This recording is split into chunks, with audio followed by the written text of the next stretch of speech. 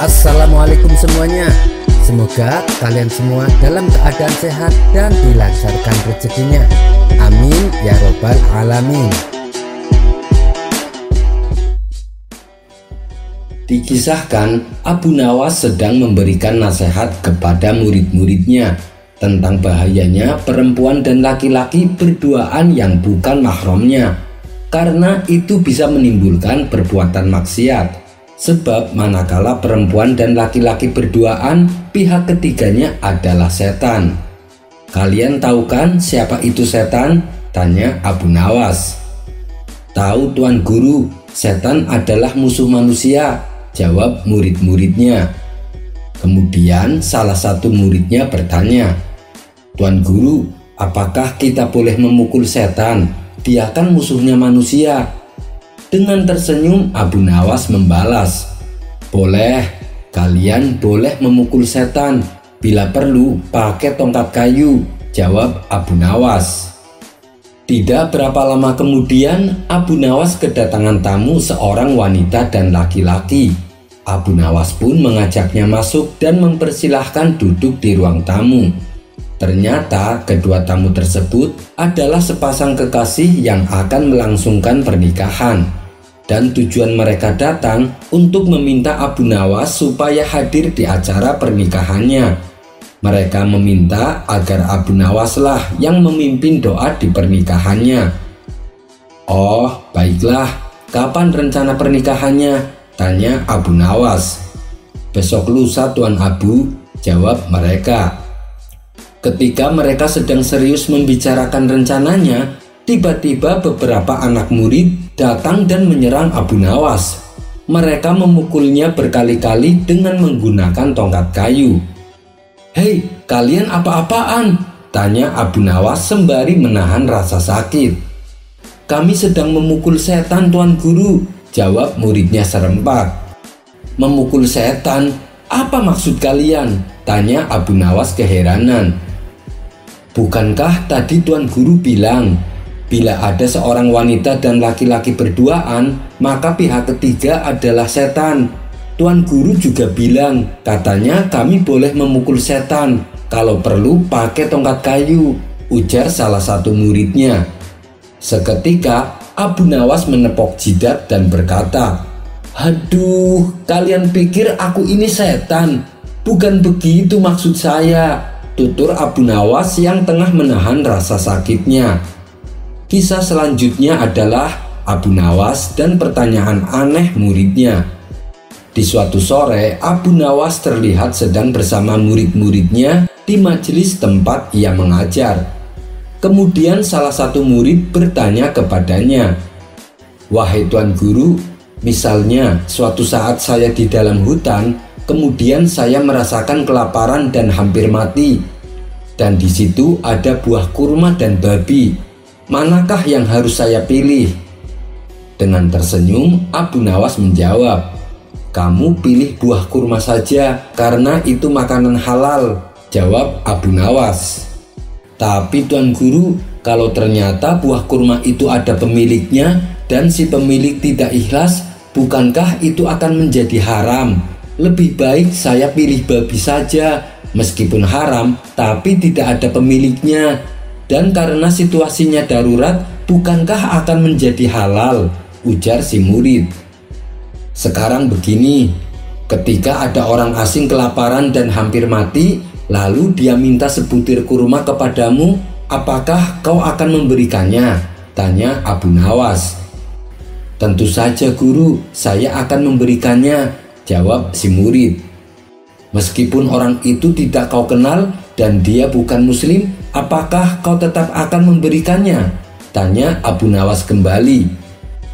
Iya Tuan Guru, saya tetap akan memberikannya, jawab si murid. Kalau begitu, bagaimana mungkin kisah yang kamu ceritakan akan terjadi di dunia nyata? Wahai anakku, apabila membuat suatu pertanyaan, jangan yang tidak masuk akal, tutur Abu Nawas. Kisah selanjutnya adalah bayi yang bisa berbicara. Dikisahkan di zaman Bani Israel ada seorang pemuda alim yang rajin beribadah. Pemuda tersebut bernama Juraij. Saking rajinnya beribadah, ia membuat tempat peribadatan sendiri yang bersebelahan dengan rumahnya. Disitulah Juraij menghabiskan waktunya untuk senantiasa beribadah kepada Allah. Juraij sendiri merupakan seorang pemuda yang sangat patuh kepada ibunya. Suatu hari, saat ia sedang melaksanakan sholat sunnah, tiba-tiba sang ibu mendatanginya. "Wahai anakku Juraij," kata ibunya memanggil. Dalam hati Juraij merasa kebingungan. "Ya Allah, manakah yang lebih aku utamakan, melanjutkan sholat sunnahku ataukah memenuhi panggilan ibuku?" Akhirnya ia pun memutuskan untuk meneruskan sholatnya. Hal ini membuat sang ibu kecewa dan pergi meninggalkannya. Keesokan harinya, ibunya datang lagi kepadanya, sedangkan Juraij dalam keadaan melakukan sholat sunnah. Kemudian ibunya memanggil, "Wahai anakku Juraij." Juraij kembali dibuat kebingungan. "Ya Allah, manakah yang lebih aku utamakan, memenuhi seruan ibuku ataukah sholatku?" Akan tetapi Juraij tetap meneruskan sholatnya hingga membuat ibunya merasa kecewa dan pergi beranjak darinya. Hari berikutnya ibunya datang lagi ketika Juraij sedang melaksanakan sholat sunnah. Seperti biasa, ibunya memanggil, "Wahai anakku Juraij." Untuk ketiga kalinya Juraij dibuatnya kebingungan. "Ya Allah, manakah yang harus aku utamakan, meneruskan sholatku ataukah memenuhi seruan ibuku?" Rupanya Juraij tetap meneruskan sholatnya dan mengabaikan panggilan ibunya. Sedangkan sang ibu karena berulang kali dibuat kecewa, ia menjadi sakit hati dan berdoa, "Ya Allah, janganlah Engkau matikan ia sebelum ia melihat wajah wanita-wanita pelacur."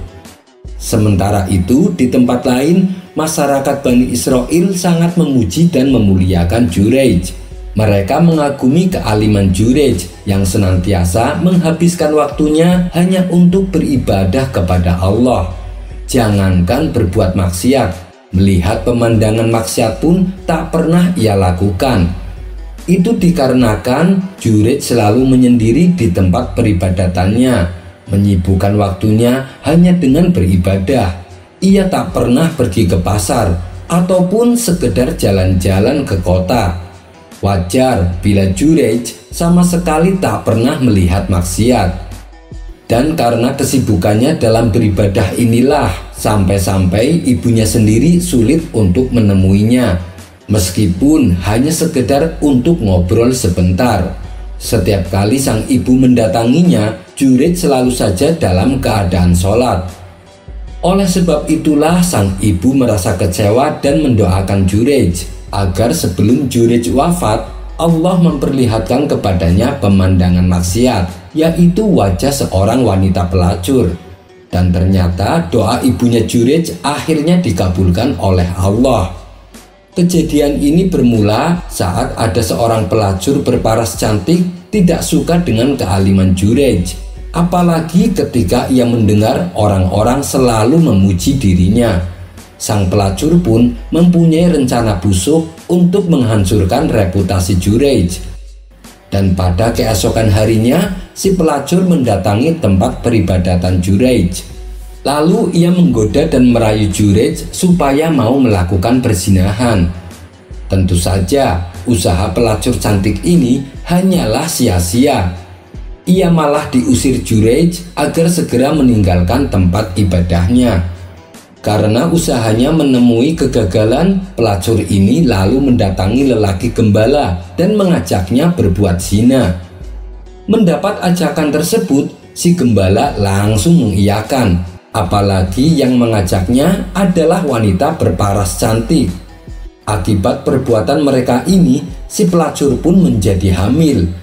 Dan beberapa bulan kemudian lahirlah seorang bayi laki-laki. Peristiwa ini membuat masyarakat gempar, lalu mereka membawa si pelacur ke hadapan raja. "Siapa yang telah menghamilimu?" tanya sang raja. Jurej Paduka Raja, jawab si pelacur. Apa kau yakin dengan ucapanmu? Jurej itu kan pemuda soleh yang ahli ibadah, tanya sang raja kembali. Benar Paduka yang mulia, dialah yang telah menghamiliku, jawab si pelacur. Sang raja kemudian perintahkan para prajuritnya untuk menangkap Jurej. Maka pergilah para prajurit bersama masyarakat mendatangi tempat peribadatan Jurej. Setibanya di sana, mereka langsung menangkap Jurej dan menghancurkan tempat ibadahnya. Ketika Jurej telah dibawa ke istana, ia berkata di hadapan sang raja, "Mengapa kalian melakukan hal ini kepadaku? Apa salahku?" tanya Jurej. "Karena kau telah berbuat zina dengan pelacur ini, hingga ia melahirkan bayi dari hasil perbuatanmu," bentak sang raja. Jurej pun merasa heran dengan tuduhan yang ditunjukkan kepadanya, tapi ia tak punya bukti untuk membela diri. Di saat itulah Allah memberikan pertolongan. Ia mendengar bisikan di hatinya supaya bertanya kepada bayi yang baru dilahirkan oleh si pelacur. "Baiklah, di mana bayi itu?" tanya Jurej. Kemudian sang raja menghadirkan bayi tersebut. Lalu Jurej menyentuh perutnya dengan jari tangan seraya berkata, "Hai bayi kecil, siapakah sebenarnya ayahmu?" Tiba-tiba keajaiban terjadi. Bayi yang baru lahir itu bisa berbicara layaknya orang dewasa. "Ayah saya adalah si Fulan, seorang penggembala," jawab bayi tersebut. Kejadian ini tentu saja membuat orang-orang terkejut, termasuk sang raja sendiri. Mereka meyakini bahwa adanya bayi bisa berbicara merupakan keistimewaan yang Allah berikan kepada Jurej lantaran ia adalah pemuda soleh yang taat beribadah. Akhirnya mereka pun merasa bersalah karena terlalu gegabah menuduh Jurej. Sang raja juga meminta maaf dan menawarkan akan membangun kembali tempat ibadahnya dengan bangunan yang lebih megah dan mewah, sebuah bangunan yang terbuat dari emas. Akan tetapi Jurej menolaknya. "Tidak usah, kembalikan saja seperti semula, yaitu terbuat dari tanah liat," kata Jurej sambil tersenyum. Melihat Jurej tersenyum membuat sang raja heran. "Wahai Jurej, kenapa kau tersenyum? Padahal kau telah difitnah, tempat ibadahmu telah dihancurkan. Kau juga sama sekali tak menaruh dendam kepada pelacur itu," tanya Baginda Raja. "Aku tersenyum karena kejadian ini sudah aku ketahui sebelumnya, yaitu terkabulnya doa ibuku terhadap diriku," jawab Jurej. Kisah ini menjadikan pelajaran bahwa berbakti kepada seorang ibu adalah yang utama. Bahkan ketika kita sedang sholat sunnah pun kita harus membatalkannya hanya untuk menjawab seruan sang ibu manakala sang ibu memanggil kita. Kisah ini terdapat dalam hadis Bukhari dari sahabat Abu Hurairah radhiyallahu an. Wallahu a'lam bishawab. Kisah selanjutnya. Siapa yang tak kenal dengan Abu Nawas, tokoh fenomenal dari Baghdad yang tersohor dengan tingkah konyolnya. Akalnya yang cerdik dan cerdas sering membuat Baginda Raja kewalahan. Beribu-ribu cara Baginda mencoba menjebak Abu Nawas, namun ia selalu saja bisa lolos. Tapi pada pertemuan kali ini saya tidak akan mengisahkan tentang perseteruan antara Abu Nawas dan Baginda Raja. Kisah kali ini menceritakan bagaimana Abu Nawas menjawab pertanyaan seputar agama oleh seorang ulama ahli fikih. Yang bikin lucunya, Abu Nawas menjawab tidak perlu menggunakan dalil ataupun hadis, melainkan perkataan konyol yang keluar dari mulut Abu Nawas. Tentu saja jawaban Abu Nawas membuat sang ulama tertawa, dan pastinya jawaban Abu Nawas meskipun terkesan konyol, tapi jawaban tersebut memang benar dan masuk akal. Suatu kali salah seorang ulama ahli fikih merasa resah akan perkara hukum yang dimilikinya. Karena merasa masih belum menemukan jawaban, sang ulama berniat menemui Abu Nawas. Mungkin Abu Nawas bisa menjawab masalah ini, batin sang ulama dalam hati. Singkat cerita, bertemulah sang ulama dengan Abu Nawas. Tanpa basa-basi, sang ulama pun mengutarakan keresahannya. "Wahai Abu Nawas, aku ada persoalan yang sampai saat ini tak kutemukan jawabannya. Aku membutuhkan pertolonganmu. Aku ingin mendengar apa pendapatmu. Semoga engkau mendapatkan balasan dari Allah atas kebaikanmu," kata sang ulama membuka percakapan. "Keresahan apa yang kau hadapi? Katakan saja padaku," timpal Abu Nawas. "Begini Abu Nawas, menurutmu mana yang lebih utama? Berjalan di depan iring-iringan jenazah atau di belakangnya?" tanya sang ulama. Dengan entengnya Abu Nawas menjawab, "Wahai Tuan Syekh, jangan terlalu serius dan resah dengan perihal urusan remeh-temeh seperti ini." Sang ulama kembali berkata, "Iya, tapi saya penasaran Abu Nawas. Kalau menurutmu sendiri, mana yang lebih utama? Saya benar-benar ingin tahu pendapatmu." Lalu Abu Nawas menjelaskan, "Kalau menurutku sih sama saja Tuan Syekh. Berjalanlah sesukamu. Mau di depannya, di belakangnya, di sebelah kanan, di sebelah kiri. Semua itu sama saja menurut saya. Asal jangan kau naiki keranda jenazahnya. Orang-orang pasti akan menyuruhmu untuk turun." Keseriusan ulama fikih yang tadinya menyimak uraian Abu Nawas berubah menjadi tawa. Sang ulama fikih itu pun pergi dengan rasa puas dan tertawa sepanjang perjalanan. Kisah selanjutnya.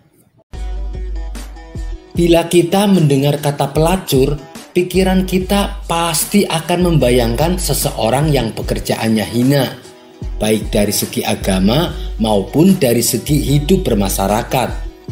Begitu pula ketika kita mendengar kata kiai, kita pasti akan berpikir seseorang yang sangat alim dengan budi pekerti yang santun. Sehingga wajar bila masyarakat memuliakan orang yang bergelar kiai. Dan tak sedikit masyarakat yang sowan ke rumah sang kiai untuk minta didoakan dan mengharap berkah darinya. Namun, ada cerita lucu antara dua orang yang berbeda profesi ini. Bagi masyarakat Rembang, siapa sih yang tak kenal dengan Kiai Haji Ali Yahya? Orangnya alim, parasnya tampan, dan juga mempunyai tubuh yang atletis. Apabila sorban dan pecinya dilepas, penampilannya mendadak berubah terlihat seperti orang bule. Tak heran jika banyak wanita yang terpesona kepadanya. Meskipun diberi anugerah Allah paras yang tampan, tak membuat Kiai Ali suka bermain perempuan. Beliau selalu menjauhi perbuatan maksiat, termasuk perbuatan zina yang dilaknat oleh Allah. Suatu ketika, Kiai Haji Ali Yahya diundang untuk mengisi pengajian di kota Jepara. Maka berangkatlah Kiai Ali bersama supir pribadinya. Beliau berangkat menggunakan pakaian biasa. Peci dan sorbannya sengaja ia lepaskan. Ketika mobil yang ditumpanginya berhenti di lampu merah, tiba-tiba datang wanita cantik menghampiri mobilnya. Wanita cantik tersebut ternyata adalah seorang pelacur. Karena tidak tahu yang dihadapinya adalah seorang ulama, si wanita pelacur ini mencoba menggoda Kiai Haji Ali. Wanita pelacur itu mengira pria tampan di dalam mobil itu adalah turis berduit banyak yang sedang mencari kesenangan di Indonesia. "Malam Om," sapa wanita cantik tersebut. "Malam juga," balas Kiai Haji Ali. Tanpa basa-basi, wanita itu menawarkan diri. "Saya boleh ikut gak Om?" "Boleh ya," pinta wanita itu. Di luar dugaan, Kiai Haji Ali memperbolehkan si wanita ikut bersamanya. "Oh, tentu saja boleh. Ayo, silakan masuk," balas Kiai Haji Ali. Wanita muda itu bergegas membuka pintu dan masuk ke dalam mobil. Pintu ditutup dan mobil mulai berjalan. "Mau kemana nih Om? Saya siap menemani Om sampai pagi," goda wanita cantik kepada Kiai Ali. Sambil mengenakan sorban dan kopiah, Kiai Haji Ali menjawabnya dengan santai. "Saya hendak mengisi pengajian di Jepara." Melihat hal itu, wanita tersebut langsung kaget. Apalagi Kiai Haji Ali kini tampak berwibawa dengan sorban dan kopiahnya. "Jadi Anda ini seorang kiai?" "Maafkan saya Pak Kiai," ucap wanita itu gemetaran. "Loh, tadi manggilnya Om, sekarang kok manggilnya Kiai? Kamu ini lucu," balas Kiai Ali Yahya tersenyum. Wajah wanita tersebut yang tadi terlihat cantik dan mempesona mendadak berubah menjadi pucat. "Maaf Pak Kiai, saya benar-benar tidak tahu. Sekali lagi saya mohon maaf," kata wanita itu gemetaran. "Oh, tidak apa-apa. Santai saja Mbak. Sekali-kali ikut pengajian, itu bagus," ujar Kiai Haji Ali. "Tidak Pak Kiai, saya berhenti di sini saja," pinta wanita tersebut. "Tidak bisa, kamu harus ikut saya. Tadi katanya siap menemani saya sampai pagi.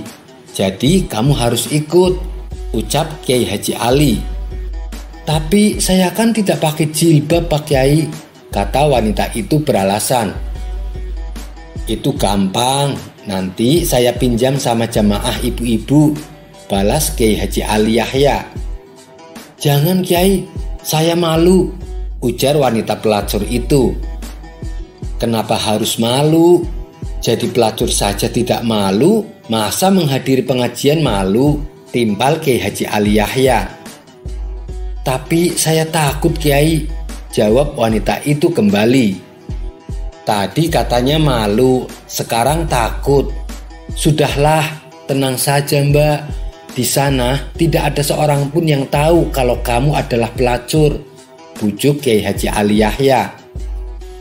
Karena penolakannya selalu dibantah oleh Kiai Haji Ali, akhirnya si wanita menyerah. Terpaksa ia mengikuti ajakan Kiai Haji Ali. Di dalam mobil, wanita itu hanya diam dan sesekali terlihat salah tingkah. Tidak lama kemudian, sampailah mobil mereka di tempat pengajian. Suara rebana mulai terdengar menyambut kedatangannya. Para panitia pengajian yang bertugas mengawal Kiai Haji Ali Yahya berlarian menghampiri mobilnya. Jamaah pria dan wanita terlihat memadati area tempat acara digelar. Panitia dengan antusias menunggu kedatangan Kiai Ali. Begitu Kiai Ali turun dari mobil, ia langsung menghampiri jamaah ibu-ibu. "Maaf Bu, boleh pinjam hijabnya? Ini Bunyai lupa bawa hijab," ucap Kiai Haji Ali. Dengan sigap ibu-ibu jamaah menjawab, "Baik Pak Kiai, akan saya ambilkan." Tidak berapa lama ibu jamaah itu kembali. "Ini Pak Kiai hijabnya," ucap ibu tersebut. Jilbab yang dibawanya lalu disodorkan ke dalam mobil dan langsung dikenakan oleh wanita pelacur. Setelah dia rapi, wanita itu turun dari mobil. Dan Masya Allah, para ibu-ibu jamaah yang hadir saling berebutan salaman dan mencium tangannya. Mendapat sambutan yang begitu terhormat, wanita yang kini telah disulap menjadi Bunyai tentu saja merasa terkejut. Ia tak menyangka mendapat perlakuan istimewa, bahkan ia sangat dihormati. Kemudian wanita itu diundang masuk ke ruang tamu. Ia dijamu berbagai macam hidangan dan dilayani layaknya seorang wanita mulia. Ada perasaan haru bercampur malu menjalar di hatinya yang membuatnya hampir meneteskan air mata. Setelah Kiai Haji Ali selesai mengisi ceramah, beliau mengajak wanita itu makan hidangan yang sudah disiapkan oleh panitia. Di saat Kiai Haji Ali dan si wanita hendak pamit pulang, ibu-ibu jamaah mengerumuni wanita pelacur tersebut. Mereka satu persatu meminta didoakan dengan hajat yang berbeda-beda. Hal ini membuat si wanita sempat shock.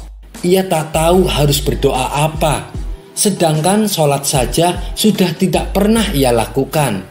Akhirnya yang terlintas di benak wanita itu adalah bacaan Robbana atina fid dunya hasanah wa fil akhirati hasanah wa qina adzabannar.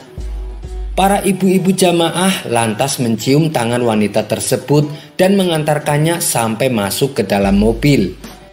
Kiai Haji Ali dan si wanita lantas pergi meninggalkan tempat acara. Selama perjalanan di dalam mobil, wanita pelacur itu menangis terisak-isak. Kiai Ali dan sopir sengaja membiarkannya. Setelah suasana agak tenang, Kiai Ali berpesan kepada wanita pelacur itu, "Apakah kamu tidak melihat dan memikirkan bagaimana orang-orang memperlakukanmu, menghormatimu, mengelilingimu, mengantarkanmu, dan mereka juga rela antri hanya supaya bisa mencium tanganmu. Bahkan mereka meminta doa dan berkah darimu. Padahal kamu ini adalah seorang pelacur." Mendengar nasihat Kiai Haji Ali, tangisan wanita itu semakin menjadi-jadi.